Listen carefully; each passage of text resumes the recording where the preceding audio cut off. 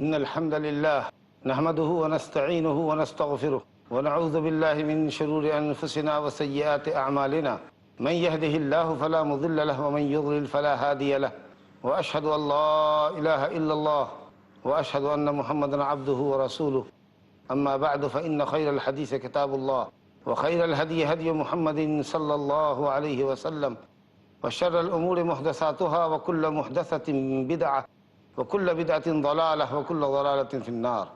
أعوذ بالله من الشيطان الرجيم فاستقم كما أمرت ومن تاب معك ولا تطغوا إنه بما تعملون بصير سورة هود آية نمبر 112 وروى الإمام مسلم رحمه الله تبارك وتعالى في صحيحه من حديث سفيان بن عبد الله رضي الله عنه قال قلت يا رسول الله قل لي في الإسلام قولا لا أسأل عنه أحدا غيرك قال قل آمنت بالله ثم استقم برادران اسلام، خواتین ملت، اللہ رب العالمین نے جملہ مسلمانوں کو عموماً اور اپنے بندے رسول اور خلیل محمد صلی اللہ علیہ وسلم کو خصوصاً استقامت کا حکم فرمایا ہے۔ اللہ نے مومنین سے خطاب کیا، سورہ فصلت آیت نمبر 6 فاستقیموا الیہ واستغفروہ، اللہ رب العالمین کی طرف متوجہ ہو، اللہ کی توحید پر جمے رہو، ڈٹے رہو، استقامت اختیار کرو، واستغفروہ، اور اس سے اپنی کوتاہیوں کے لیے معافی چاہو۔ اور رسول گرامی صلی اللہ علیہ وسلم کو اللہ نے خطاب کیا فاستقم کما امرت ومن تاب معک، جیسا آپ کو حکم دیا گیا ہے آپ اسی طریقے سے دین پر قائم رہیے، جمے رہیے، ڈٹے رہیے۔ ومن تاب معک، اور جو لوگ آپ کے ساتھ توبہ کر کے آئے ہیں، جنہوں نے شرک اور کفر سے توبہ کر کے ایمان اور اسلام کی راہ اختیار کی ہے، آپ کے ساتھ لگے ہیں، آپ کے ساتھی بنے ہیں، ان کو بھی کہیے کہ دین کے اوپر وہ استقامت کریں۔ وَلَا تَطْغَوْا، اور تم طغیان مت کرو، حد سے آگے مت بڑھو،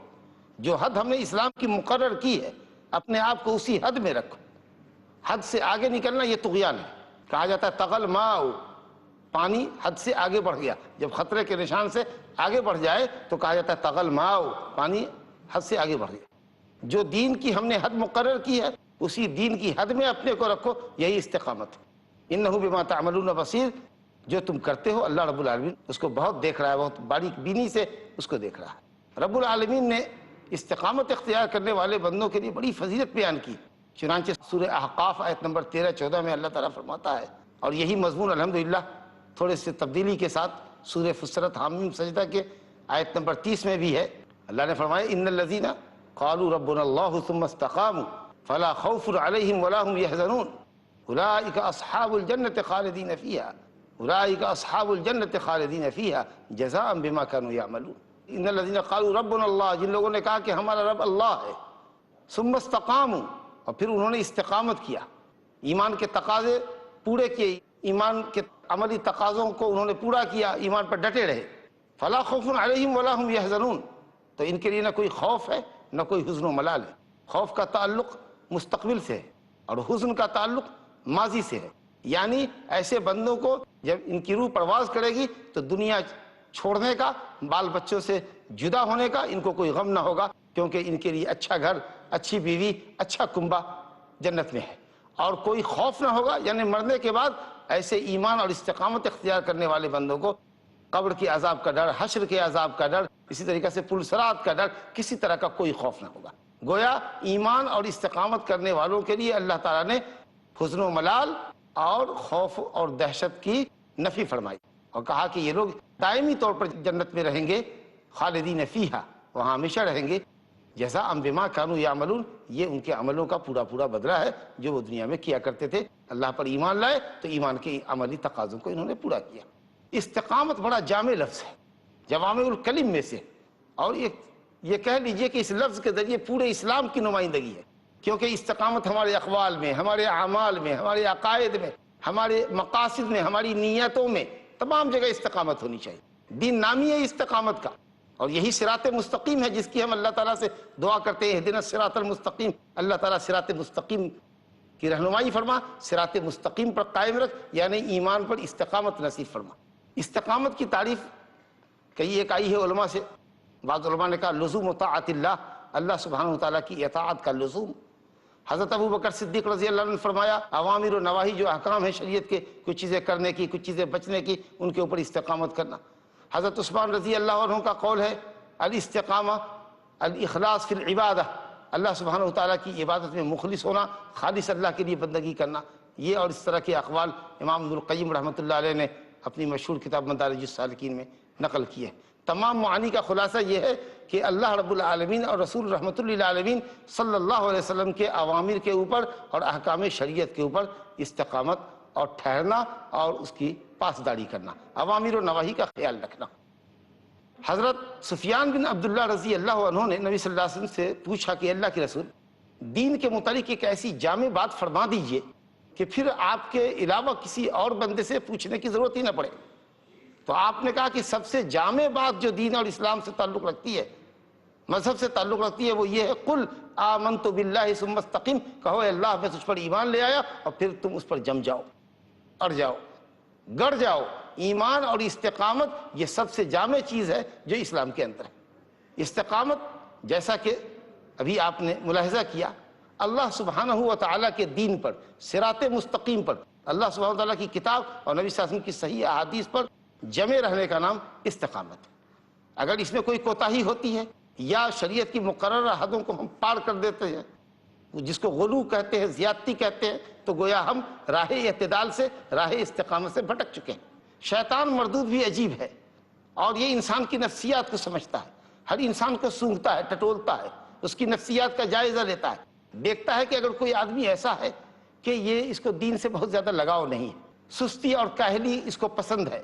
واجبات تک کو چھوڑتا ہے، حرام کرنے میں بھی اس کو باک نہیں ہے، کوئی خوف نہیں ہے، تو ایسے آدمی کے لیے برائی کو شیطان اور بھی زیادہ بنا سوار کر پیش کرتا ہے اور دین بیزاری اس کے اندر عام کر دیتا ہے، یہاں تک کہ دین کے نام سے اس کو الرجی ہوتی اور دین کو اپنی ترقی کی راہ میں رکاوٹ سمجھتا ہے، عیاشی کی راہ میں سب سے بڑی رکاوٹ سمجھتا ہے، آزادی چاہتا ہے، آزادی کے نام پر دین بیزاری کرتا ہے۔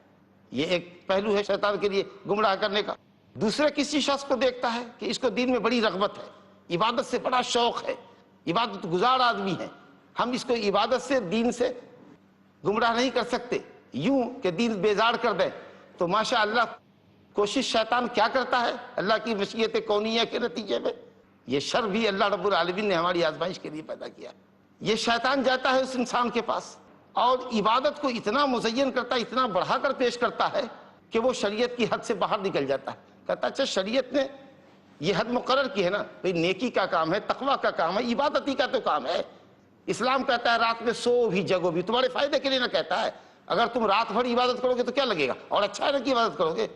اسلام نے کہا ہے روزہ بھی رکھو، افطار بھی کرو، نفلی روزے بھی رکھو، عبادت بھی کرو۔ چلو ہم اپن پوری زندگی نفلی ہی روزہ رکھتے ہیں، کیا فرق پڑے گا، عبادتی کا تو کام ہے۔ گویا شریعت نے جو حد مقرر کی ہے اس حد پر قانے نہیں رہنے دیتا، اس حد پر وہ انسان مطمئن نہیں ہوتا، اس حد سے نکل بھاگنا چاہتا ہے۔ تو بہرحال اس طریقہ سے اپنے نفس پر غلو کرتا ہے، تشدد کرتا ہے اور دین میں نئی چیزیں، کچھ نئی بدعتیں جس کا تعلق دین سے نہیں ہے، دین، عبادت، ذکر و اذکار، وظائف وغیرہ کے نام پر بہت سی چیزیں شیطان اس سے کرواتا ہے اور وہ آدمی زندگی بھر اسی خوش فہمی میں مبتلا رہتا ہے،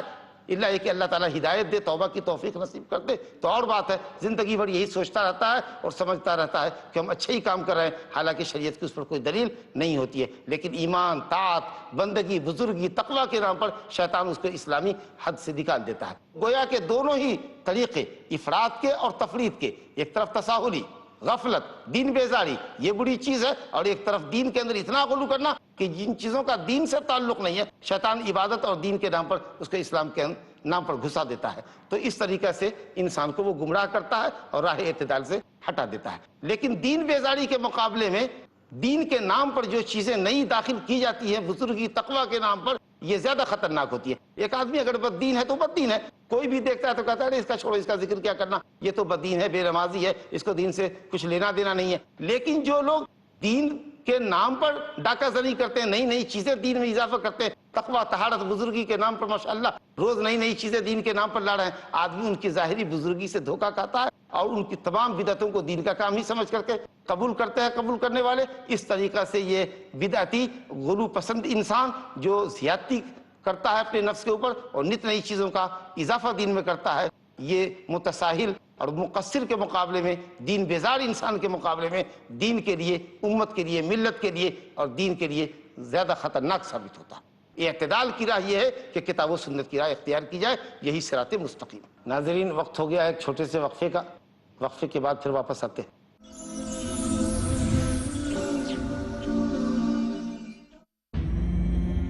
اسلام ایک ایسا نظام جو زندگی کے تمام پہلوؤں پر روشنی ڈالتا ہے۔ مولانا ولی اللہ سعیدی۔ روحانی نظام،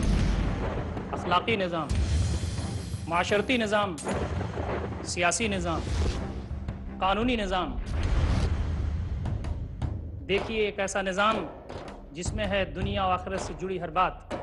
اسلام ایک مکمل نظام حیات۔ اسلام ایک مکمل نظام حیات۔ ہر سنیچر شام 4 بجے اور دوبارہ صبح 4:30 بجے انڈیا میں پیس ٹی وی اردو پر۔ میرج اور ڈیورس، سولوشن اور پرابلم، ہیون اور hell, you choose. Beauty, wealth, family status, virtue. Decide what you want. Decide your choice. Be sad or be happy. It's your choice. Join Dr. السلام علیکم ورحمۃ اللہ۔ ناظرین، وقفے کے بعد آپ کا خیر مقدم۔ اسی طریقہ سے استقامت یہ بھی ہے کہ جب ہم نے اللہ کی وحدانیت کا اقرار کیا ہے، رسول کی رسالت کا اقرار کیا ہے، دین کو دین حق سمجھ کے قبول کیا ہے، تو دین کے نام پر، اسلام کے نام پر اور اسلام کے راستے میں اگر کوئی تکلیف، کوئی پریشانی آتی ہے تو ہم خندہ پیشانی سے ان پریشانیوں کو جھیلیں اور پامردی سے قائم رہیں، ڈٹے رہیں، فتنے کا شکار نہ ہو جائیں۔ کچھ لوگ ایسے ہوتے ہیں کہ اگر ان کو کوئی فتنہ کسی آدمی کی طرف سے لگا، کسی طرح کا کوئی شبہ دین کے اوپر پیش کیا گیا، کسی طرح کی کوئی لالچ دے دی گئی، تو وہ اس فتنے کو جو کسی انسان کی طرف سے آتا ہے اللہ کا عذاب سمجھ بیٹھتا ہے، گویا کہ یہ اللہ کا عذاب ہے جو کسی قوم پر اترنے کا فیصلہ ہو جاتا ہے، تو عذاب ٹالے نہیں ٹلتا، سوچتا ہے کہ یہ فتنہ ایسا ہے کہ ہم اس سے نکل نہیں سکیں گے۔ ایسے ہی لوگوں کے متعلق اللہ سبحانہ وتعالیٰ فرماتا ہے سورہ عنکبوت آیت نمبر 10 میں، وَمِنَ النَّاسِ مَن يَقُولُ آمَنَّا بِاللَّهِ فَإِذَا أُوذِيَ فِي اللَّهِ جَعَلَ فِتْنَةَ النَّاسِ كَعَذَابِ اللَّهِ۔ کچھ لوگ ہیں جو کہتے ہیں کہ آمنا باللہ، ہم اللہ پر ایمان لائے، لیکن جب کوئی فتنہ کسی انسان کی طرف سے، لوگوں کی طرف سے ان کو کوئی فتنہ پہنچتا ہے جو کہ بالکل وقتی ہوتا ہے، فتنے ختم ہو جاتے ہیں اور فتنوں کے بادل اور مصائب کے طوفان تھم جاتے ہیں، لیکن وہ اس فتنے کو جو کسی آدمی کی طرف سے ملتا ہے اس کو اللہ کا عذاب سمجھ لیتا ہے۔ اسی طریقہ سے اللہ رب العالمین نے سورہ حج آیت نمبر 11 میں فرمایا، وَمِنَ النَّاسِ مَن يَعْبُدُ اللَّهَ عَلَى حَرْفٍ فَإِنْ أَصَابَهُ خَيْرٌ اطْمَأَنَّ بِهِ وَإِنْ أَصَابَتْهُ فِتْنَةٌ انقلب عَلَى وَجْهِهِ خَسِرَ الدُّنْيَا وَالْآخِرَةَ ذَلِكَ هُوَ الْخُسْرَانُ الْمُبِينُ۔ کچھ لوگ بالکل کنارے پر ہو کر عبادت کرتے ہیں اللہ تعالیٰ کی، کہ جیسے ہی من کے خلاف شریعت نہیں ہوگی اور شریعت پر عمل کرتے ہوئے کسی مصیبت میں مبتلا ہوں گے یا کسی فتنہ سے دوچار ہوں گے تو فوراً ہی کنورٹ ہو جانا، اسلام سے مرتد ہو جانا ان کے لیے آسان ہوگا۔ ایسے لوگ جو اسلام پر ڈٹے ہوئے نہیں ہیں، اسلام ان کے سینے میں جمع نہیں ہے، مطلب پرست ہیں، خود غرض ہیں، جو صرف آمنا باللہ یا کلمہ زبان پر جاری تو کرتے ہیں لیکن اس کے معنی کو، اس کے تقاضے کو نہیں سمجھتے اور دین کے نام پر ملنے والی تکلیفوں پہ صبر نہیں کرتے، واہ ویلا کرتے، گھبراہٹ اور بے چینی کا اظہار کرتے اور دین بیزار ہو جاتے ہیں، نعوذ باللہ مرتد ہو جاتے ہیں، تو ایسے لوگ مستقیم نہیں کہے جا سکتے، اور ایسے لوگوں کے لیے اللہ نے فرمایا ذالک هو الخسران المبین، یہ کھلا ہوا گھاٹا ہے۔ تو آمنا باللہ کہنے کا مطلب یہ ہے کہ جب آدمی کہے کہ ہم اللہ پر ایمان لائے، اس کے معنی اور مفہوم کو بھی سمجھے، صرف زبان سے کلمہ نہ پڑھے بلکہ اس کے معنی اور مفہوم کو سمجھے کہ یہ کلمہ اس بات کا متقاضی ہے کہ ہم اللہ کے دین پر ڈٹے رہیں، اللہ سبحانہ و تعالیٰ کی بندگی کو بجا لانے میں جو بھی تکلیف ہو اس کو ہم خندہ پیشانی سے برداشت کریں، محرمات سے ہم اجتناب کریں، حرام کاموں کو چھوڑیں، اسلام نے جن چیزوں کو ہمارے لیے ناجائز کیا ہے اس کے چھوڑنے میں اگر تکلیف ہوتی ہے اس تکلیف پر ہم صبر کریں، اگر دین کے نام پر کوئی فتنہ ہے، کوئی پریشانی ہے، اسلام پر کوئی اعتراض ہے، کوئی شبہ ہے تو اس کا جواب ڈھونڈیں، علماء سے دریافت کریں، یہ نہیں کہ صاحب کسی نے فتنے میں مبتلا کر دیا، کسی طرح کی کوئی لالچ دے دی یا ہم کو ہماری خواہش کی تکمیل ہوتی نظر آئی تو ہم کنورٹ ہو گئے، یہ اسلام کا تقاضا نہیں ہے۔ اللہ نے نجات کو اور حصول جنت کو دو شرط کے ساتھ مشروط کیا ہے، دونوں باتیں ایک ساتھ پائی جانی چاہیے. آمنا باللہ ان الذین قالوا ربنا اللہ ثم استقاموا, جنہوں نے کہا کہ رب اللہ ہے ہمارا رب اللہ ہے, اور پھر اس پر جمے رہے. کلمہ پڑھا, رب پر ایمان لانے کا اقرار کیا اور اس کے تقاضے کے اوپر قائم رہے, معنی کو سمجھا اور ایمان کے تقاضوں کو پورا کیا, تب جا کر ان کے لیے فلا خوف علیہم ولا هم يحزنون ہے. یا اللہ رب العالمین کی بشارت جنت کی شکل میں اور جنت کی نعمتوں کی شکل میں ہے. صرف اگر زبان سے آمنا باللہ کہنا کافی ہے اور اسلام کی راہ میں آنے والی پریشانیوں پر صبر کرنا اگر مطلوب نہیں اور ایمان کے عملی تقاضے کی تکمیل ضروری نہیں, تو پھر ماننا پڑے گا کہ منافقین بھی مومن ہی تھے, کیونکہ انہوں نے بھی کہا تھا وَمِنَ النَّاسِ مَن يَقُولُ آمَنَّا بِاللَّهِ وَبِالْيَوْمِ الْآخِرِ وَمَا هُمْ بِمُؤْمِنِينَ يُخَادِعُونَ اللَّهَ وَالَّذِينَ آمَنُوا وَمَا يَخْدَعُونَ إِلَّا أَنفُسَهُمْ وَمَا يَشْعُرُونَ. منافقین نے کہا آمنا باللہ, ہم اللہ پر آخرت پر ایمان لائے, حالانکہ جھوٹے تھے, پاجی تھے, زبان سے کلمے کا اقرار کرتے تھے, دل میں کفر چھپائے ہوئے تھے. تو صرف آمنا باللہ نجات کے لیے کافی نہیں ہے, یہ تو منافقین کا بھی شیوا تھا. تو ایمان باللہ کے تقاضے کو سمجھیں اور ایمان کی راہ میں آنے والی پیشانیوں کا مردانہ وار مقابلہ کریں, استقامت اختیار کریں, جیسا کہ سلف صالحین کی زندگی میں, صحابہ کرام کی زندگی میں, حضرت بلال حبشی, حضرت صہیب رومی, حضرت عمار, حضرت یاسر, حضرت سمیہ اور حضرت خباب, اور ان کے بعد کے ادوار میں بھی علماء سلف اور فقہاء دین اور ملت کے جابازوں نے اسلام کی خاطر قربانیاں پیش کی ہیں اور ہر ستم گوارا کیا ہے, لیکن اسلام کا کبھی سودا نہیں کیا. یہ مطلب ہے آمنا باللہ کہنے کا,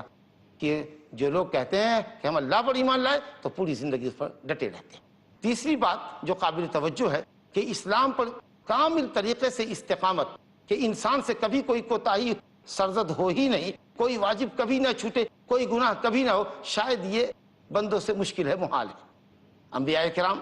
اس سے مستثنیٰ ہیں, یا کچھ بعض خاص بندے ہوں اللہ کے تو ہوں, لیکن انسان بہرحال انسان ہے, اس سے غلطی اور اس سے کوتاہی ہوگی. وہ کتنا بھی چاہے کہ دین پر جمع رہے اور قائم رہے اور ایمان کے تقاضوں کو پورا کرے, تو غلطی ہونا اس کی فطرت کے عین مطابق ہے. اسی لیے رب العالمین نے سورہ فصلت کی آیت نمبر 6 میں ہمیں خطاب کیا, فَاسْتَقِیمُوا إِلَیْهِ وَاسْتَغْفِرُوا, دین پر استقامت کرو اور اللہ رب العالمین سے اپنی کوتاہیوں کی معافی بھی چاہو, کیونکہ کوئی بھی آدمی کتنا ہی دین پر عمل کرے, کوتاہی لازمی. الحمدللہ اللہ کے دین میں کوئی ایسی پابندی نہیں ہے یا کوئی ایسا حکم نہیں ہے جو ہماری کیپیسٹی سے باہر ہو, اور پھر اگر کوتاہی ہوتی ہے تو الحمدللہ اس کوتاہی کا تدارک بھی ہمارے یہاں موجود ہے. کا استغفار کرو, اللہ رب العالمین قبول فرمائے گا. مسند احمد میں, ابن ماجہ میں حضرت ثوبان رضی اللہ عنہ سے روایت نے فرمایا سددوا ولن تحصوا, دین میں سداد اختیار کرو, درستگی اختیار کرو, ایسی درستگی جیسے تیر باز اپنا نشانہ ٹھیک نشانے پہ ساتھتا ہے اور نشانے پر جا کر تیر لگتی ہے. لیکن نبی صلی اللہ علیہ وسلم یہ بھی فرما رہے ہیں وَلَن تُحْصُوا, اور تم ہرگز اس کی طاقت بھی نہ رکھو گے. تو نبی صلی اللہ علیہ وسلم نے فرمایا, صحیحین میں روایت ہے ابو ہریرہ رضی اللہ عنہ سے, سددوا وقاربوا, عمل کو بالکل درست کرو, جیسے تیر انداز نشانہ باز نشانہ ساتھ کر لگاتا ہے اور ٹھیک نشانے پر اس کی تیر جا پہنچتی ہے. اور اگر یہ نہیں کر سکتے, یہ کامل درجے کی استقامت ہے, اگر یہ نہیں کر سکتے تو قاربوا, قریب تر, درستگی سے قریب تر عمل کرو. لیکن نہ نشانہ سیدھا لگا, نہ بالکل یا شریعت کے مطابق عمل کیا, نہ شریعت سے قریب تر عمل کیا, تو گویا کہ یہی اعتدال اور استقامت کی راہ سے نکل جانا ہوا. گویا آدمی ادھر نکل گیا, یا تو افراد کی طرف نکل گیا, یا پھر تفریط اور تنقیص کی راہ پہ لگ گیا. تو استقامت اختیار کرنی چاہیے, یا قریب تر عبادت کو انجام دینا چاہیے, سنت کے عین مطابق نہیں تو قریب تر کرنے کی کوشش کرنی چاہیے, اور اعتدال کی راہ پہ رہنی چاہیے. یہی بہتر راہ ہے اور یہی نجات کی راہ ہے, اس سے اچھی کوئی راہ نہیں ہو سکتی. یہی صراط مستقیم ہے جو یہودیوں کی تفریط اور عیسائیوں کے افراد کے درمیان کی راہ ہے. اہدنا الصراط المستقیم صراط الذین انعمت علیہم غیر المغضوب علیہم ولا الضالین. اے اللہ ہم کو صراط مستقیم دکھا, صراط مستقیم پر چلا, صراط مستقیم پر گامزن رکھ, جو انبیاء, صدیقین, شہداء اور اولیاء کی راہ ہے, جو یہودیوں کی راہ سے الگ ہے, جن کے پاس علم تھا عمل نہیں تھا, کوتاہیوں کے شکار تھے, دین بیزاری تھی ان کے یہاں, دین بیزاری تھی. اور نصارہ کی راہ نہ دیکھا, جو گمراہ تھے, جن کی زندگی میں ضلالتیں تھیں, عمل بہت تھا لیکن سنت اور شریعت کے مطابق نہیں تھا. تو افراط اور تفریط کے درمیان کی راہ بھائیو, قرآن و سنت کی جو راہ ہے وہ استقامت کی راہ ہے. نبی کریم صلی اللہ علیہ وسلم کے پاس مشہور حدیث ہے, بخاری میں روایت ہے حضرت انس بن مالک رضی اللہ عنہ سے, کہ 3 لوگ نبی صلی اللہ علیہ وسلم کے پاس آئے, 3 حضرات پر مشتمل ایک وفد ازواج مطہرات کے پاس آیا, اور انہوں نے نبی صلی اللہ علیہ وسلم کی عبادت کا حال معلوم کیا. جب ازواج نے ان کو عبادت کا حال بتایا کہ نبی صلی اللہ علیہ وسلم راتوں میں عبادت بھی کرتے ہیں, بستر پر بھی آتے ہیں, نفلی روزے بھی رکھتے ہیں, افطار بھی کرتے ہیں, آپ اپنے مہمانوں کا بھی حق ادا کرتے ہیں, تو کأنہم تقالوا, انہوں نے نبی صلی اللہ علیہ وسلم کے عمل کو کمتر جانا, اور کہا کہ اللہ نے ان کے اگلے پچھلے گناہ معاف کیے ہیں، لہذا ان سے تو مختصر عبادت بھی چلے گی، لیکن ہم لوگ تو زیادہ گنہگار ہیں، ہمارے لیے تو اتنی عبادت کافی نہیں ہوگی۔ گویا انہوں نے یہ عزم کیا کہ وہ نبی صلی اللہ علیہ وسلم کی بھی عبادتوں سے زیادہ عبادت کا اہتمام کریں گے۔ چنانچہ اس میں سے ایک نے کہا کہ وہ رات بھر تہجد میں کھڑا رہے گا اور کبھی بستر پہ نہ جائے گا، رات بھر جگے گا، کبھی سوئے گا نہیں۔ ایک نے عزم کیا کہ وہ ہمیشہ نفلی روزے رکھے گا، کبھی افطار نہ کرے گا، اور تیسرے نے کہا کہ وہ کبھی شادی ہی نہیں کرے گا۔ نبی کریم صلی اللہ علیہ وسلم تشریف لے آئے، اور جب آپ کو معلوم ہوا بہت بڑا فروختہ ہوئے، بہت بڑھم ہوئے، اور آپ نے فرمایا انتم الذین قلتم کذا و کذا، کیا تمہی لوگوں نے ایسا اور ایسا کہا ہے؟ اما انی اخشاکم للہ و اتقاکم للہ، میں اللہ سے سب سے زیادہ ڈرنے والا، سب سے زیادہ اس کے حکموں پر عمل کرنے والا ہوں، مجھ سے زیادہ کوئی بھی عمل نہیں کر سکتا اور نہ کسی کے بس میں ہے۔ لیکن دیکھو میں رات میں سوتا بھی ہوں، میں عبادت بھی کرتا ہوں، میں نفلی روزے بھی رکھتا ہوں، میں افطار بھی کرتا ہوں، وانا اتزوج النساء، اور میں نے عورتوں سے شادی کر رکھی ہے، ایک ایک عورتیں، کئی بیویاں ہمارے پاس ہیں۔ فمن رغب عن سنتی، جو میرے طریقے سے اعراض کرے گا، سنت سے مراد یہاں پر نبی صلی اللہ علیہ وسلم کا طریقہ ہے، جو میرے طریقے سے اعراض کرے گا وہ میرا امتی نہیں ہے۔ انہوں نے اچھی بات کی نیت کی تھی، رات بھر عبادت کرنا، ہمیشہ روزہ رکھنا، بیوی کے پاس نہ جانا یا بیوی نہ کرنا، عبادت کے لیے اپنے آپ کو وقف کر دینا۔ لیکن چونکہ یہ اسلامی دائرے اور حد سے باہر نکل جانے کی بات تھی، اس لیے شیطانی فکر کو نبی کریم صلی اللہ علیہ وسلم نے اسی وقت کنڈم کیا، کہا اعتدال کی راہ پڑھاؤ، یہی اسلام کی راہ ہے۔ اگر تم بے اعتدالی کرتے ہو، چاہے عبادت کے اندر ہی کیوں نہ بے اعتدالی کرو، اگر بے اعتدالی ہے تو یہ ضلالت ہے۔ اسی طریقہ سے ضروری ہے کہ ہم اپنے عقیدے کے اندر اعتدال لائیں۔ اللہ سبحانہ تعالیٰ کی وحدانیت کا عقیدہ شرک اور الحاد کے عقیدے کے درمیان کا عقیدہ، اللہ رب العالمین کو ایک معبود حقیقی سمجھے، اس کے اسماء و صفات پر ایمان رکھے جیسا ایمان رکھنے کا حق ہے، نہ کوئی تعویل کریں، نہ کوئی تحریف کریں، نہ صفات باری کا انکار کریں، نہ اللہ کے صفات کو بندوں کی صفات سے تشبیہ دیں جیسا کہ غلات اور گمراہ صوفیہ کرتے۔ اسی طریقہ سے محمد الرسول اللہ صلی اللہ علیہ وسلم کو اللہ کا بندہ اور اس کا رسول مانتے ہیں۔ افراط اور تفریط کی راہ سے بچتے ہوئے ہم آپ کے لیے ابدیت اور رسالت کا اعتراف کریں۔ آپ اللہ کے بندے ہیں، آپ معبود نہیں ہو سکتے، آپ عبد ہیں۔ ہم کلمے میں پڑھتے ہیں اشہد ان محمدن عبدہ و رسولہ، محمد صلی اللہ علیہ وسلم اللہ کے عبد ہیں، غلام ہیں، وہ معبود نہیں ہو سکتے، اور آپ اللہ کے رسول ہیں۔ جب رسول ہیں تو آپ کا ہر حکم جو صحیح سندوں سے ہم تک آیا ہے اس کی بجا آوری ہمارے لیے واجب ہے۔ اسی طریقہ سے ہمارے حلال و حرام کے معاملے میں اور دوسرے معاملے میں، اسی طریقہ سے کسی شخص پر حکم لگانے کے اندر، کوئی آدمی کسی سے خوش ہوتا ہے اس کی تعریف میں بہت زیادہ غلو کرتا ہے، کسی سے اگر کوئی عداوت ہے تو اچھا بھلا بھی وہ آدمی ہے تو اس کی مذمت کے اندر حد زیادہ تنقیص کرتا ہے، یہاں تک کہ راہ اعتدال سے نکلتا ہے۔ تو تمام معاملات کے اندر، عقائد ہوں کہ عبادات ہوں کہ معاملات ہوں کہ کسی پر حکم لگانا ہو، اعتدال اور استقامت کی راہی نجات کی راہ ہے۔ رب العالمین فرماتا ہے اعوذ باللہ من الشیطان الرجیم ان الذین قالوا ربنا اللہ ثم استقاموا تتنزل علیہم الملائکۃ الا تخافوا ولا تحزنوا وابشروا بالجنۃ التي کنتم توعدون نحن اولیاؤکم فی الحیاۃ الدنیا وفی الآخرہ ولکم فیہا ما تشتہی انفسکم وَلَكُمْ فِيهَا مَا تَدَّعُونَ۔ یہ آیت سورہ حامیم سجدہ 30 اور 31 نمبر کی آیت کہ جن لوگوں نے کہا کہ اللہ ہمارا رب ہے، ہمارا رب اللہ ہے، اور پھر اس پر جمے رہے۔ ان الذین قالوا ربنا اللہ ثم استقاموا تتنزل علیہم الملائکۃ، تو فرشتے بشارت لے کر اس کی زندگی میں اترتے ہیں، موت کے وقت اس کو بشارت دیتے ہیں، مت غم کرو، مت خوف کھاؤ، ہم تمہارے دوست دنیا میں بھی تھی، نیکی کے کام پر تمہارا تعاون کرتے تھے، اور مرنے کے بعد قبر میں بھی تمہارے ساتھ ہے، اور حشر کی تمام منزلوں میں بھی ساتھ ہے۔ ماشاءاللہ اللہ سبحانہ وتعالیٰ تمہاری مہمانی کر رہا ہے، اور جنت میں اللہ رب العالمین غفور الرحیم کی طرف سے تمہاری مہمانی ہونے والی ہے۔ دعا ہے کہ اللہ رب العالمین ہمیں اور آپ کو استقامت کی راہ دکھائے، افراط اور تفریط کی راہ سے بچائے، قرآن اور سنت کی راہ پر اللہ سبحانہ وتعالیٰ ہم سب کو گامزن فرمائے، کیونکہ یہی حق ہے۔ اگر ہم کوتاہیوں کے شکار ہیں یا ہم دین کے اندر زیادتی اور تشدید کرتے ہیں اور غلو کرتے ہیں اور نت نئی چیزوں کو دین کے اندر داخل کرتے ہیں اور اس کو عبادت اور تقویٰ کا کام سمجھتے ہیں، تو یہ حد درجہ کی گمراہی ہے۔ وباللہ تعالیٰ توفیق، وصلی اللہ علی نبینا محمد وآلہ وصحبہ اجمعین، وآخر دعوانا ان الحمد للہ رب العالمین۔